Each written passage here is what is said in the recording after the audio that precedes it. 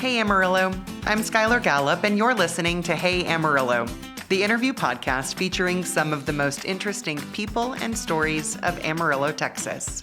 We record every week at Amarillo College's Innovation Outpost. The IO supports education, workforce development, and industry growth by inspiring and facilitating innovation in the Texas Panhandle. Today's guest is Paul Borchardt. Paul and his family are the longtime owners of Wonderland, the amusement park that is approaching its 75th year in the heart of Amarillo's north side. Longtime owners, that is, until very recently, when Paul sold Wonderland to begin its and his next chapter. From a farm kid in Iowa, Navy officer in Vietnam, and several decades walking the midway of our beloved Wonderland, Paul is smart, thoughtful, and warm, and he loves our city. Here's Paul. Paul Borchardt, welcome to the Hey Amarillo podcast. Well, thank you. Certainly glad to be here and glad to talk to you about what Wonderland's about. Yeah, we will certainly talk a lot about Wonderland, but this interview is about you. Okay, I know that. Yeah, cool. So let's start with the beginning. Where'd you grow up, Paul? I grew up on a farm in Iowa, Osage, Iowa. Spent my first years from education of grade school up through high school. And in those days, it was a consolidated school because the farm kids used to go to schoolhouses that were included all the schools, grades. Yeah. But I was one of the first to go to town to school and to go to kindergarten. Kindergarten was not a thing that they had, but I got to go. That's neat. So it seems like even then, it was a big deal. Yeah, it was. Everybody, even my folks, they made sure that all the kids could get educated because in those days, being on the farm, once you got to be 14, 15, you were at home working. They didn't send you to school. And in Iowa, there's days you can't even get to school because it's snow and cold. You had to walk. That's one of those deals. Yeah. How many siblings did you have? How many? I have one brother and one sister. Okay. And are you oldest, middle, or youngest? I was the oldest, yes. So your younger brother and sister, did they also get to go to the consolidated schools in town? Yes, we all did. And that was the first. And also, consolidated school meant that you got to ride the school bus to school. The state had, or the county, or the city school, had to catch a school bus. So you get up in the morning, but our school bus hit us at 7:30. We didn't have to be to school till 8:30. So we spent an hour a day on the bus. You learned how to play hearts, canasta, all kinds of card games. Oh, that's fun. I think that sounds like a lot better than I think what kids are doing on the bus these days. I don't think they're playing canasta, so I'm glad that was your experience. Well, you go and pick up all your friends and things like that. So it had a route, and we were on the end of the route. And as the bus came in, you could turn around in our driveway, we go circle the house. So I just walked 20 feet to get on the bus every day. Better than walking in the snow. Yeah, didn't have to walk in snow. Because my dad made us shovel the sidewalks before we got out. Well, it sounds like a proper Iowa farming upbringing. Oh, that's what I did. There you go. So what did you do after high school? Or did you go through, or did you need to go work the farms? I worked on the farm all around because of my age. And, everybody had a farm and you got jobs. That's how you worked. And my mother was always saying, you've got to get an education because they only got through first year of high school before they got out of school. And my dad only 8th grade. So they all wanted to make sure you got an education, so we did. I graduated first in my class and got a scholarship. Well, the junior year, I was worried about where I was going to school. Being in Iowa, you think University of Iowa, I like football. So they were playing. I always listened to the radio and football. So I thought I'd get to play football. And then I found out that it cost a lot of money to go to school. So, we went to junior college is where I'll go. Then my junior year, one of my friends, or one of the guy ahead of us in a different class, applied for the Naval Academy. So I thought, well, how much does it cost to go to that? And he said, nothing. They pay your way. No kidding. Yeah, you don't have to pay for college? No, it's everything. You just join the Navy and they'll go through college. I think I'll do that. So I applied, and I got it. So my senior year is before Christmas, going down to get an interview to, I guess they're checking to see if you're really human. Okay. But anyway, I drove down. I got up at 3 o'clock in the morning, drove down to Des Moines, and all the way down, it snowed. I was just glad to get there. I was supposed to be there at 8 o'clock. I got there at 6:45. So I got there in plenty of time. But so I sat around. Finally, at 8 o'clock, a guy came in uniform. I had no idea. He was a Marine Corps officer. And he says, "Are you Borchardt?" And I said, "Yes." He says, "Come in, I want to talk to you." Well, that's how I'm here. So I went and sat down, and he says, "I got good news for you and bad news." Well, I thought bad news means that I'm not going to get anything. Right. He said, the first one is that H.R. Gross, your congressman, has chosen somebody else to go to the academy. Okay. But the good news is you can choose any land-grant school that the Navy has a ROTC at, and you can go. I said, "Well, I don't know what a land-grant school is." And he said, "Well, just, where would you like to go?" I said, "As long as it's warm." Okay, I'd like to go to Mississippi, Texas, or Hawaii. Dummy, I didn't know the difference. Anyway, he said, "Well, do you realize that Hawaii has a lot of transportation costs?" Yeah, I didn't know. So what? Yeah. But he said, Texas, okay, or Mississippi, they're land-grant schools. He said, "Would you be interested in going to Oklahoma?" I said, "I don't care. It's south. It's warm. It's south of Iowa." I don't know.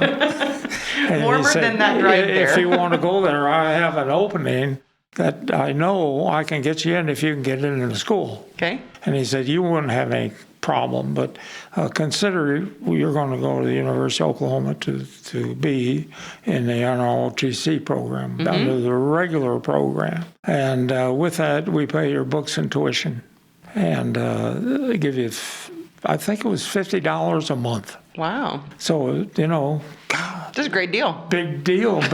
I get to go where I want to go, and he said, "Apply." So I applied, and a week and a half later, I got a letter that says, "You're accepted." So it's a report down there the 22nd of August. Okay. So 22nd of August came, and I took my letter and I went to the University of Oklahoma. My mother and dad took me down. That's the first time I saw the plains of Kansas and the big oil wells in Oklahoma. I said, "Well, this is going to be pretty neat." I went down there and got into school. And it was August, so it was probably warm. No, it was warm. It was hot, but I mean, Iowa is humid. Yeah. And it wasn't much different than what I was expecting. I was just glad to be there. And I met some kids in our dorm and had a bunkmate. He was from New Jersey. What did you study? Well, I didn't know what I was going to study. Okay. I tried. I thought it was going to be in business. So that's where when you go down there, you're green, don't know. I didn't know anything. I read what it was, so I thought, well, I'll go into business, and that's what I did. First day in class, walked in, 200 people in an auditorium. It was dumbfounded. Wow. I thought, I came from a school where we had 30, 40 people. It was a big class. Here we had rows and that. So that's what happened. And so did you get a degree in Oklahoma? Yeah, I got a degree in business accounting, finance. But like I said, I was in ROTC, and I was a Marine Corps cadet going to be a Marine Corps officer. Between my between my junior and senior year, I was supposed to go to Quantico to go training. 6 weeks during the summer to go to training. I'd gone to the Navy and gone to the Airedale and SEALs. And then the senior was where you're going through Quantico, getting your commission. Well, I failed my sight test. You had to have 20/20 to get in the Marine Corps at that time for Vietnam. And I failed it. So they said, well, you can't get in the Marines, so you got to get in the Navy. Well, I hadn't gone through the Navy program, so I ended up getting a degree in accounting, finance, Navy, and physics. Okay. So what year was this? You said it was before Vietnam? 1965. Okay. I graduated from OU in 65. I went through the Navy Supply Corps School. Again there, when we graduated, I was first in my class there. And as he graduated was where he got to choose. They had a whole list of things. On the top was LST Honolulu. So I had married my wife Paula at that time. So I went home and I said, man, here's the things. Where do you think you want to go? She looked, she said, you can go to Hawaii? I said, yeah, let's go there. So I put in for Hawaii. About 3 days later, we had a commissioning deal where we were going to get our orders. It was a big deal. Everybody, so I was the first one to get an order because I was first. Ensign Paul Borchardt, Pascagoula, Mississippi. I said, You're Mississippi instead of Hawaii. Pascagoula, that's not Honolulu, Hawaii. And my wife, she was the class wife officer in charge of the officers in that class, their wives. She had a couple drinks because she had just turned 21, and she was in bad shape. She was not liking the idea of Mississippi. We didn't know, what's Pascagoula, Mississippi? Well, it was a new construction ship. And it was an LPH, helicopter carrier. So that's what happened there. And it turned out to be one of the best things that ever happened to our life. Okay. The first 6 months of the year, we went to the Supply Corps School, and then I graduated and went down to the new construction, which meant that we did inspected the new ship, got that, and in the same shipyards I got to meet famous admirals, Rickover, the atomic energy or nuclear submarine. Wow. I got to work for him for a few days, and I got to do inspections on the ship to get approvals and things like that. So it was a good experience, really good. So then we got on the ship and had to get it outfitted in Philadelphia, Pennsylvania. Then got on the ship, and Paul got to go with us. We went back down, and we stopped in, I can't remember where it was, but anyway, the women got off, and we got to go through the Panama Canal, came out to San Diego. Oh, that's cool. She and her mother and grandmother took my car from that place and went over to San Diego. So we got, then we were in San Diego. What an experience. That's really neat. Well, we moved 17 times in 2 years. Oh, my gosh. Well, just because we're following the ship. And sure, yeah. then when we finally got to San Diego, we were there maybe 4 days, and then we went to Vietnam. Yeah. How long? She went home. To Mississippi, or where was home for her? Home for her was in here, Amarillo. Here, okay. Yeah, because her family's from here. Her family is here, yes. Yeah. How long were you in Vietnam? I was in Vietnam for a year. Okay. And when you came out of Vietnam, you came here to be with her, is that correct? No, I was a regular officer. I was not a reserve. I got commissioned as a regular. So I had to serve 4 years. Okay. So we went, my next orders was to Pensacola, Florida, which I thought was good because we'd been in Pascagoula, Mississippi. We had a lot of friends there.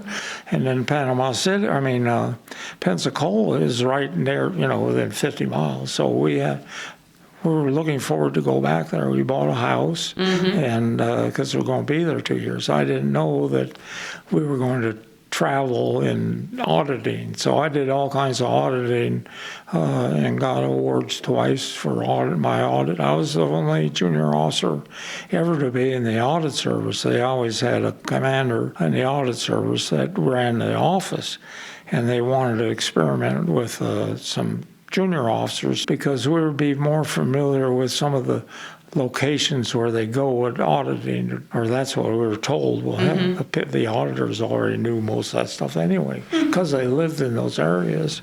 But I got to travel to the tongue of the ocean, which they test all the ships of every country where they go through and get the sound recorded and things like that. Where is that? I don't know about this. It's just off Andros Island. Oh, wow. It's the largest island off the coast of Florida, Okay, cool. and it's owned by Britain. So got to do that. I got a lot of aircraft audits in Pensacola. There's the Naval Air Rework Facility. I had a lot of experience, but I came from a farm where I like mechanics, so I got to snoop around a lot. I learned that when you do auditing, there's a certain thing that you do. Look at the women that are running the desks. Okay. And you find out that they've got little secrets in their drawers. So I always ask, hey, what do you got in your drawer? Oh, I keep other records in there. You pull them out. Well, how come you don't tell about this? Uh-oh. So it was, I love that job. It was a good job. That sounds very interesting. Just fun. Yeah. So you did your 4 years. I did that for 2 years, yeah. But and then after that, your time in the Navy had... I resigned my commission because Paula had a brother that passed away from leukemia in 1961, and she was the only child. And she said, I'd like to go home. And I said, well, we got a tremendous opportunity here in the Navy, but, you know, I didn't know what an amusement park was. I went to one with her in Oklahoma City, but I mean, just like a customer. I didn't know what it was. So I met her folks, and so when her folks, when I got engaged, I had been washing my car as I was in cutoffs and a t-shirt.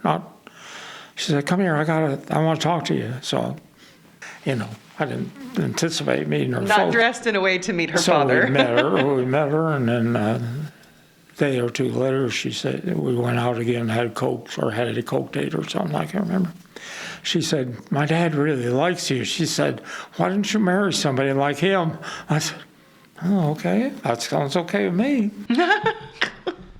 So we got engaged. That was your engagement, huh? Well, kind of. We had other things to do with the engagement, but that's how I got involved with the amusement park. Oh, funny. So tell me, so Paula's parents opened Wonderland, is that correct? Yes, in 1951. In 51. And So I had to work for them too. The summer when like I said, when I didn't get to go to Quantico, I had to complete courses. So I took correspondence courses, and then I came out here to Wonderland and worked. I ended up washing cars for them and doing, this is Paul's fiance. Or I wasn't at that time, but I mean, so. Like make him do it. Yeah. Yeah. I didn't care. I mean, Sure. It was fun. Yeah. And I did my courses and things like that, passed. What was the amusement park like when you first came here? When I first came here, we had, I can't remember really exactly what it was because I didn't pay too much attention that year. But when I got out, I did in '69. They had grown quite a few. We had some partners in there that were friends of my father-in-law because they all worked at the Air Force Base or they knew their neighbors of each other. So they invested together as partners, and they had bumper cars, and then they had a roller plane, and then my wife's mother had a brother, and he had some money, and they bought him out. He had a scrambler. So were you still washing cars at that time, or by then are they giving you a respectable job? It was kind of peculiar. I thought I was going to be manager, because that's what I planned. Well, I found out that we didn't have managers. We had workers. Oh. So I learned mechanics, did all kinds of jobs, and just normal, regular maintenance jobs, servicing, cleaning, hosing things down, washing, things like getting it ready. We weren't that big. We only had like 12 or 13 rides. And then slowly during that time, we ended up buying other people out, and then so we'd get everybody together. And then in 1970, there was a big boom in coin machines, coin op. Okay. And we were friends with a lot of people that had amusement parks in the area, like Tulsa and Wichita, Kansas, and Peony Park in Nebraska. And we talked to them, and they all said, you need to get in Games is a lot, so I got in the coin-op game business.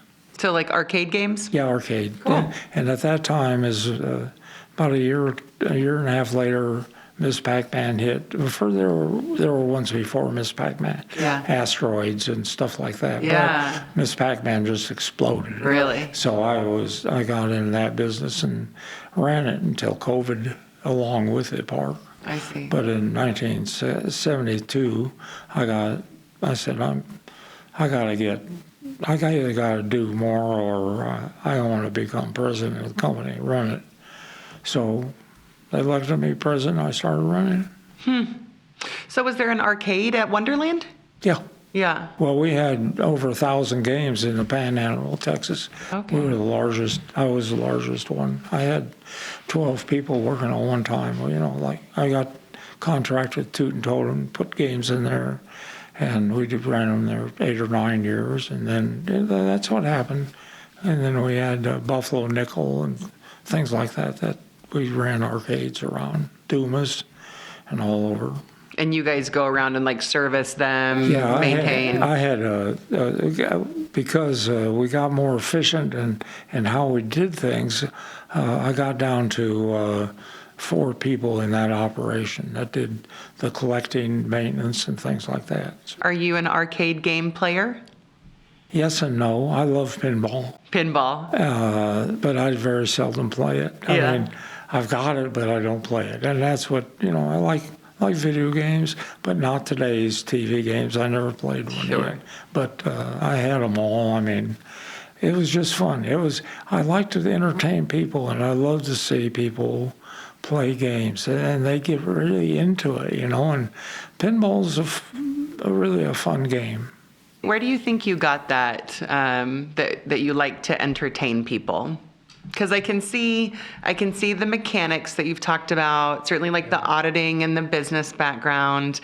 But where is this Iowa farm boy that likes to see people having fun? Because I never realized that work is fun. Oh. You get to a point where you like what you do. I mean, even if it's hard work, you do it. And you also have some spiritual guidance that you go with. And a lot of times the decisions that you make don't turn out, but what you do is better. Why is that? So that's why I say I think he has some spiritual guidance that if you listen, you'll be okay. If you do your own thing, you'll be doing bad, And that's why I think about, you go back. I love history, so. I love the Bible. I love reading. I love all kinds of reading. And I think that's where you learn how to be yourself, get your soul. I read that during the 70s and early 80s, Wonderland grew a whole lot. Right. What was behind that growth? The real reason Wonderland grew is that we associated ourselves our entire lives. Everything we did was our business. And when we weren't at our business, we'd be visiting other people or talking to them that were in the business. So I met a lot of people by going to trade shows. And at the trade show, it was very small, but and a member of International Amusement Park Attractions, we were members of that. And ever since we were members, it was the first time I remember it was 1964, when it was just starting. And when we got out, that was an annual thing to go to the convention, and because you got to see the newest products, new ideas, and things like that. And you get introduced to the people that make them, who sell them, who want to sell you stuff, and how much it is. And you talk to the customers, and you talk to the people. So that's how we say you got most of it, because then we get together and go out and eat with people that we knew, met new people in the business. So when we got done, I say within 5 years, you probably knew everybody in the industry. Yeah. But then as it grew, you grew with it too. You learned what ride manufacturers made and what the new rides were coming out with. And because, I just made some friends in the company, and they come to me and say, what do you think of this? And I say, well, it sounds pretty good. He said, you like to try the first one? Well, yeah, I'll try it. So that's how we did. Just talked to some people, and one day we wanted to build a roller coaster. And in 1971, I got my master's degree at WT because I said, I'm tired of working, being a grease monkey. I thought my life was more than that. I wanted to get a master's degree and maybe become a CPA or something. Well, I did. I got WT. Master's in accounting? Beg your pardon? Master's in accounting? Yes. Yeah. But I got my master's. The minority was accounting. My master's was management and finance, because WT had a fantastic business department in the 70, 71, 72. All the teachers there had businesses. They were in business. And I met one guy named Jerry Miller, who was a doctor in finance. And I just got along with him. And he patted me on the back because he said, you're the only one I ever had that could think. When he asked me about how things are and why you think the way you do, it's that kind of things that give you confidence, I think, and make you appreciate people. Mm. You understand that not everybody is super smart, but neither are they super dumb. But they all have a trait that, if you smile at them, they're going to smile back at you. Yeah. If you're grumpy, they're going to be grumpy. Yeah. So nobody ever makes a friend if you're a grumpy guy. Isn't that the truth? I don't know. I think that's true. I guess that's my philosophy. I don't know. Yeah. There's people that don't like me. I don't care. I don't have to like them. That's their business. That's what I always say. I got people that I really like, and they say they really like me. Today, in Bible class, because I made an announcement that I had sold. Yeah. And then afterwards, one guy stood up and said, we need to give Paul a hand for all he's done for the city of Amarillo and things like that. I don't need that, guys. They all did. It makes you feel bad, or it does me. I mean, I didn't do that for that. I did it because I like to see people smile. I like to have them have a good time. Well, that is, in fact, a great service to a city. Yeah, and I'm lucky to have that job, and I had that job. Every time I wanted to do something else, the Lord's guided me in another way, and it worked out better.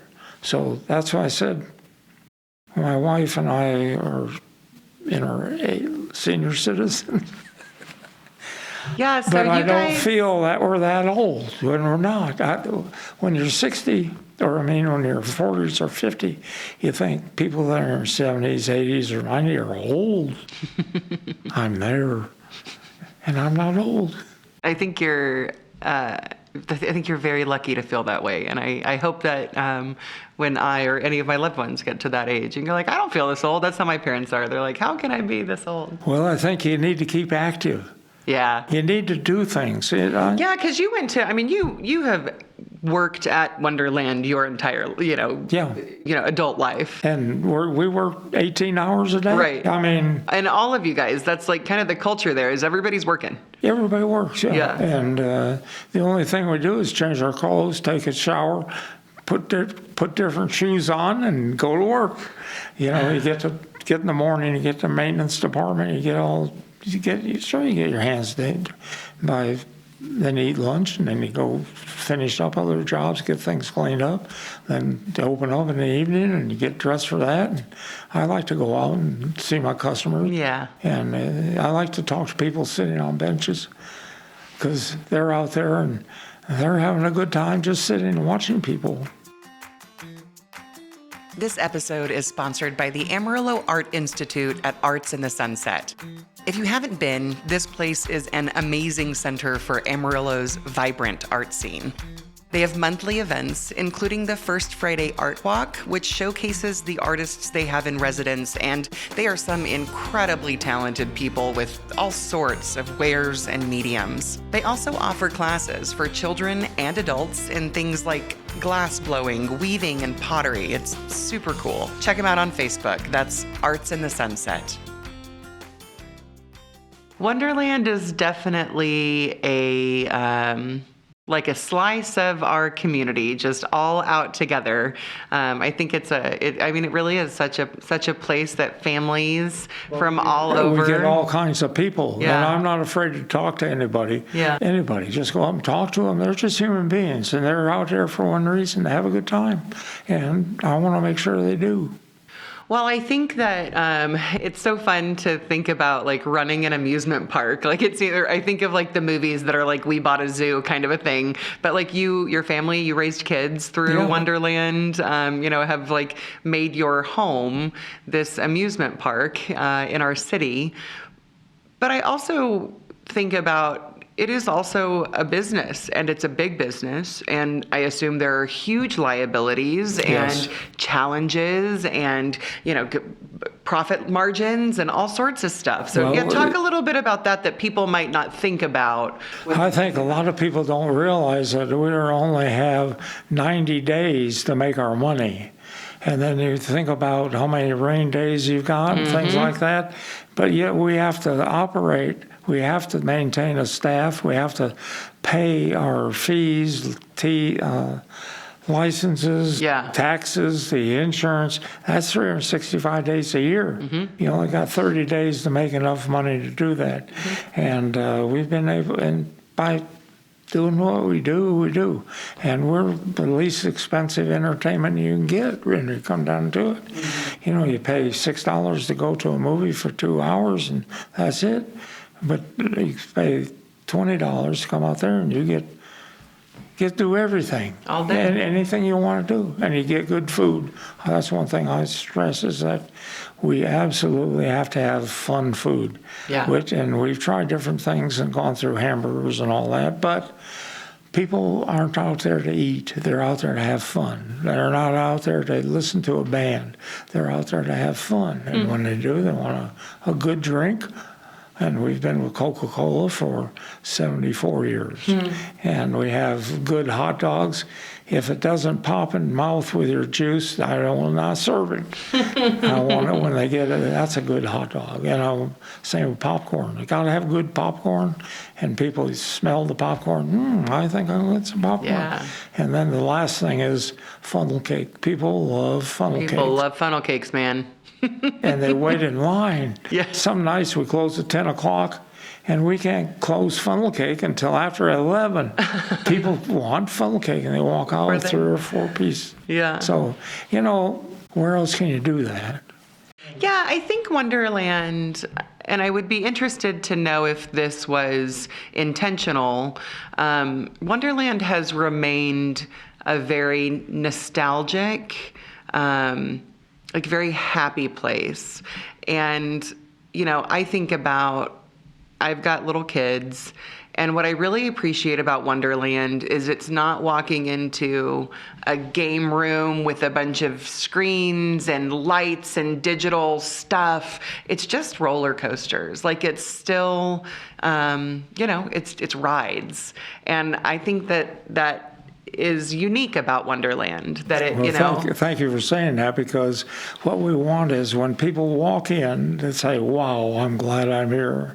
And the other half of our mission statement is when they leave, they say, we got to come back. Those two things. If we got that, then we've done a good job of entertaining people. But when the people are there has to be something there that they want to do to entertain and be participants in. And that's why bumper cars are so popular. Where else can you go and crash into people and not get hurt? Yeah, you can get hurt if you do something stupid. Sure. And what's the other thing? I like to go down when we first open, about an hour afterwards, go down and watch Kiddieland, watch the kids. We have they can ride a car. They can do the helicopters, they can do the boat, they can do the frog hopper, the merry-go-round, and kiddie bumper cars. Yeah. So look at the activity that they can participate in and experience just there. Man, and kids that age, I remember when mine were that age, they would stay there for 8 hours if you'd let them. And they'd run from one ride Just to the the whole, just happy as little as can be. Then you get up across the train tracks. Oh, a train! So they get to ride the train. Then they get to see the rest of the park. Yeah. What's there? Oh, water park. What's that fantastic journey? Oh. Yeah. Little kids walk the first time they walk down the Midway. They walk down the east side, right up against the log ride. They see the ghost and the witch and the cat come out like this. They back and go all the way around. The next time they come, they're down in the middle of the Midway watching it. Yeah. Then the third time they go by, they go up and stand and listen to it. And once they get tall enough to ride, they go, and they never get off. That's true. I have had many a fight trying to get a little child into the car when it's time to go home.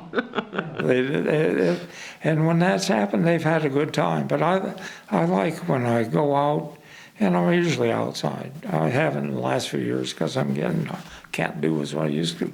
But little kids come up.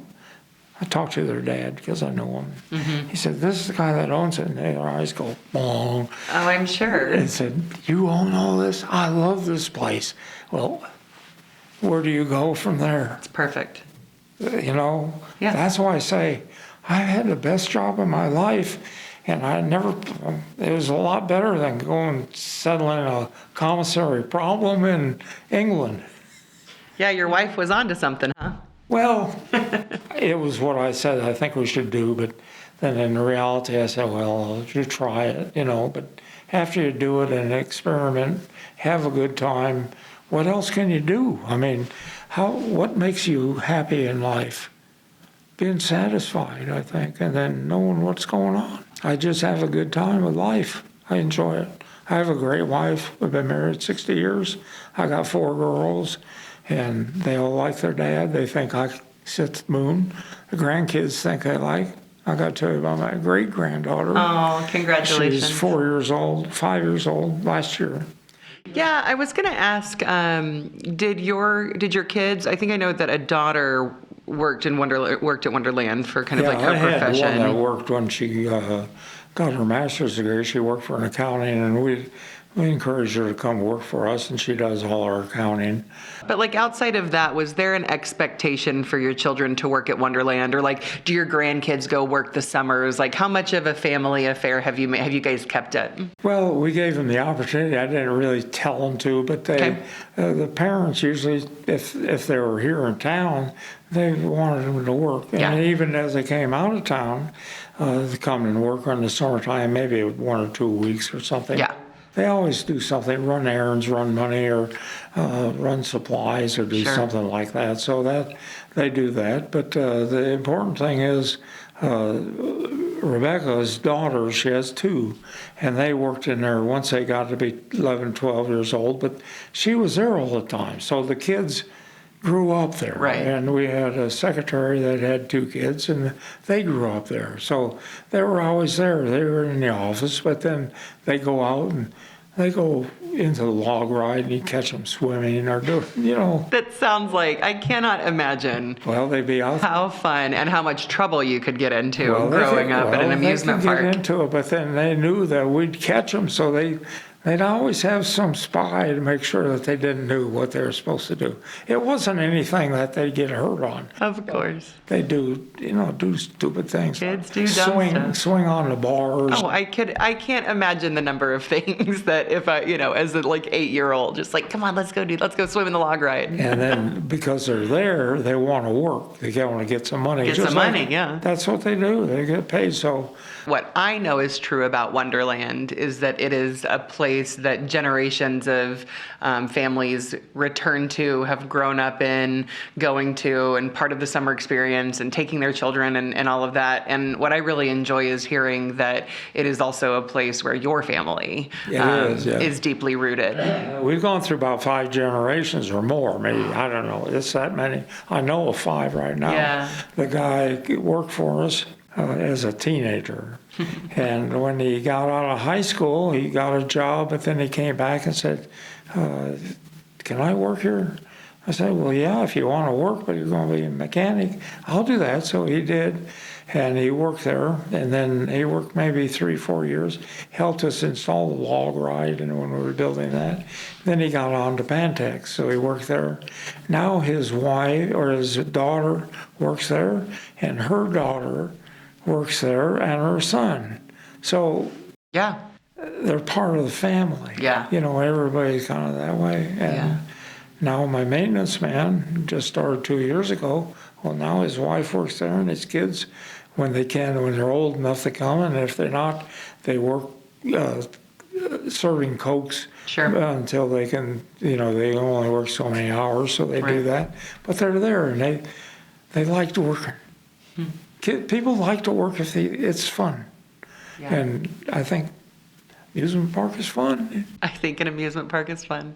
But you remember, you also are standing outside in the heat, and you're dealing with people that get mad. Yeah. And you got to tell them you can't do this, you got to do that. Yeah. But it's a good learning experience, and that's why I say I enjoy that too, because now when I go downtown or go around town, you remember me? I used to work for you. Oh, And, you know, that's that kind sweet. you get so, that makes you feel good. They're working. They know how to work. Yeah. Yeah.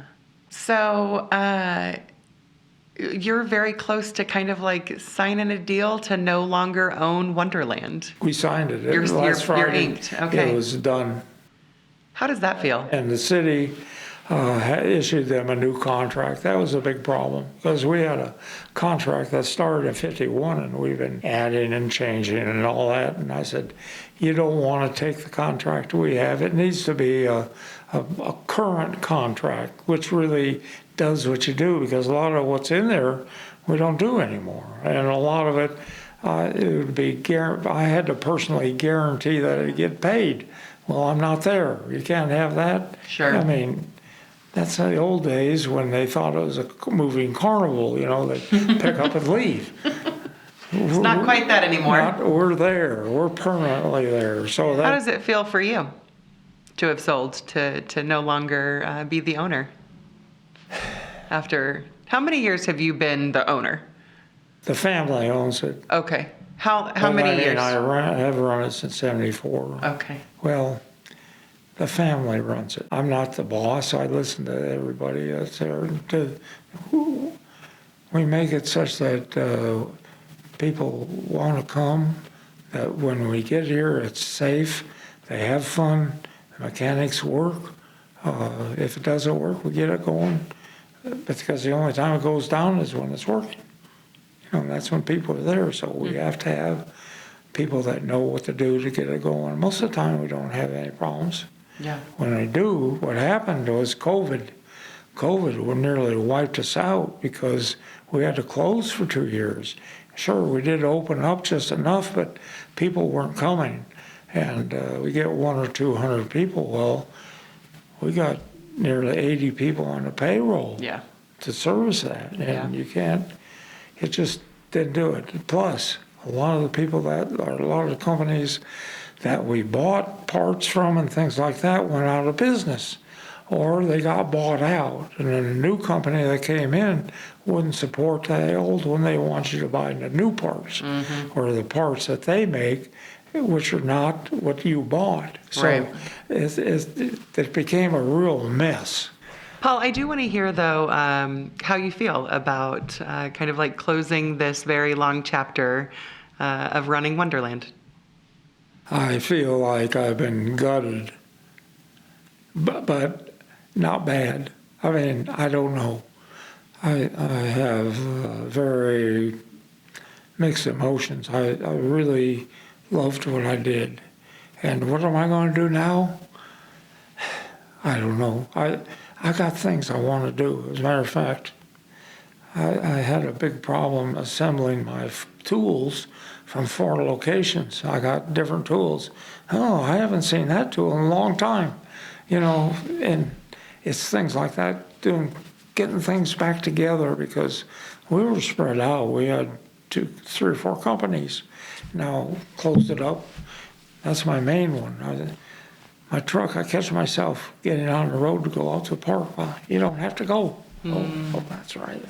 Like here, I got to think, where do I go next? But I know I'm blessed to live here. Good place. I like to go other places, but I always like to get back here. Got good restaurants here. We do have good restaurants. Well, I think that you can certainly hang a hat on a really, really impactful thing that you and your family have done in our community for a really long time. And it seems as though you have ensured its ability to continue. Yeah, the people that are taking over can do it. Anybody can do it. You know, that I don't know about that. well, I think. say you're feeling like me. I don't know either. I'm sure they can, but I don't know what I'm going to do about it. Nothing I'm going to do about it. It ain't mine. That's it. And that's what Paul says. It's not yours. Don't worry about it. I said, I know, but it's my life. But I'm not going to worry about it. So what I do is go get in my car, go down, fill it up with gasoline. $2.02. Can you believe that? I can't believe it. Last week I paid up $2.39. Yeah. Whoa. Now all I can do is buy a steak for $10. I'll be happy. Not really. I don't mind paying for what if it's good. Yeah. That's why I say we got good restaurants. There's a new one in town I ate with 2 days ago. God, I can't eat it all. It was big. So I do what my wife says. We'll eat leftovers. I hate leftovers. You're one of those people. I am totally fine with leftovers. Well, she is too, because she don't have to cook it. I mean, Yeah. I had to buy a new radar because ours quit. I got 2 of them, but one quit. So all I have is one. No, we're going to get another one. So, it's stupid little things like that say, okay, I can go do it. I don't have to worry about it. We'll just do it. Yeah, that's true. But leftovers is, I can take it one time, but to have it and have it and have it, Yeah, that's fair. That's fair. After more than one. If you're starting or growing a small business and need some cash, let me tell you about Amarillo Venture Capital. They are a Hey Amarillo sponsor. They're locally owned, and what makes them different is they don't just invest in businesses. They invest in people. Whether you need $5,000 or $50,000, they offer flexible, asset-based loans, often with funding in a week or less. And it's not just the money. They can connect you with their local network of legal, accounting, and business resources to help you succeed. Check them out at amarilloventurecapital.com. Okay, I'm back with Paul Borchardt. Paul, this is the part of the show I call 8 Straight. I've got 8 fast ones for you. When you think of Amarillo 10 years from now, what do you hope for? I hope that we retain our friendliness and that. I think with the impulse of things, I watched Dallas, Fort Worth, San Antonio. What happens is that you lose your personalities. So I hope that we retain it. I think we do, because we're going through that right now, and people like Amarillo. Other than wind, what does this area have too much of? It has too much temperature above 110 degrees that people don't realize that if it was 110 degrees with humidity, they'd really be hot. That too much, I don't think we got too much of anything. If nothing else, it's too much traffic at 8 o'clock in the morning with people going to the hospital. And what do we not have enough of? Yeah, you gave me that question, and I've been thinking about what we don't have enough or have too much of. What we don't have enough of is, I don't know. I have everything I need, and it's here. What's your favorite local building? My favorite local building is the First Bank Southwest. Yeah. The tower. I enjoy going there. Well, number one, again, it's the people. Yep. You walk in, and the guy that sits in that little The booth, security guy, he he's says, so kind. Hello. I know. Where in the hell did you get that anywhere else? And then you go up, you got the Amarillo Club. Beautiful. wonderful facility. And you get to see the whole thing. So favorite building, that's it, I guess. There you go. And your favorite local restaurant? And my favorite local restaurant is one of those that grew up in the last 20 years, is the Plaza. Paul, how do you describe Amarillo to people outside of the area? I say, don't ever come here and destroy us. No. I say that, we love Amarillo. They says, man, every time I go through, it's the coldest place. It's the snowiest place. It's the worst place in the world. I said, we love it because we live here. And we've lived here as long as we live here, so we love it. Yeah. That's I don't know what else to say. I love Amarillo. It's got everything that I want, and plus some. The people are friendly. You go get your car greased, get your car, buy your car, get a wash, get to this, you get, what else do you need? You get clothes. If you don't like it, order from Amazon. Right? I mean, it's we're Got not what you need. We're not on top of a peak where nobody gets to you. Right. We can go anywhere. We can get anything. If you can't get it, they'll either get it for you or you can order it. What is the most underrated aspect of living in Amarillo? Just what I said. Just a ditto. People don't talk about Amarillo being a good place to see. Yeah. We have the Paladro Canyon. We have Wonderland. You have Wonderland, but we got the buried Cadillacs. Cadillac Ranch. We got Big Texan. We got steak. When you come to Amarillo, we got places you can eat steak. Have you ever gone to Lone Star Steak out in a loop? You need to go out there. They cut their own steak. And that's all they serve, steak. So what else, Yeah. That's what you need to, I don't know. It's just need to tell people that we got what you want. These people that just came in and bought me, they say, are you going to show me your favorite place? I said, well, you're going to be here for a while. That's wonderful. When was the last time you went to Paladuro Canyon? Well, I hate to say this, probably 6 years ago. That's not as bad as some, I'll say. Paul, I like to end my episodes by asking my guests to endorse something.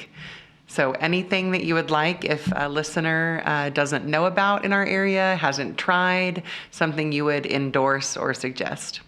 I would like to endorse our medical facilities that we've got.